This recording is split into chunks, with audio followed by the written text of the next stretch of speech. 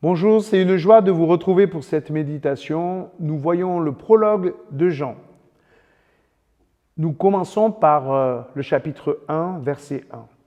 Au commencement de toutes choses, la parole existait. La parole était avec Dieu, elle était Dieu. Elle était donc avec Dieu au commencement. Tout est venu à l'existence par elle. Rien de ce qui est venu à l'existence n'est advenu sans elle. Jean nous parle ici de la révélation de Jésus avec 3 mots pour le décrire. Le premier mot, c'est commencement.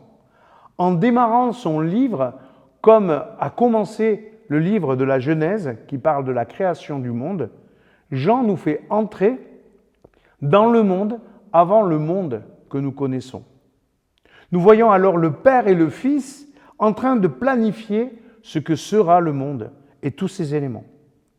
Tout ce que le monde va être et devenir.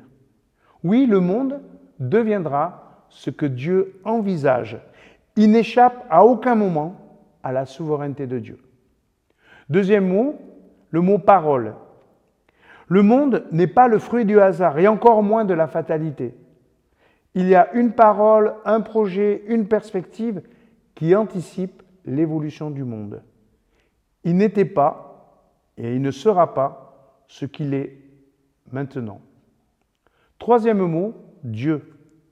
Dieu n'est pas simplement au ciel, mais il vient en Jésus-Christ dans ce monde.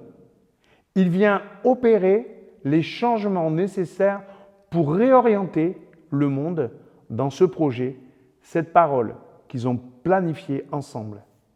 Sa présence ne s'impose pas alors qu'il est le Seigneur, mais le monde va retrouver par son œuvre sur la croix, son ordre, sa beauté et son sens.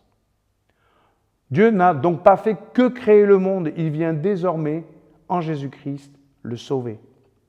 En prenant conscience de la puissance du Christ, nous réalisons que sa douceur, sa discrétion dans son humanité ne sont en rien des signes de faiblesse, mais une indication impressionnante de sa méthode. Il désire, par sa présence, se mettre à notre niveau. Alors, recevons cette parole maintenant. Elle est pour nous.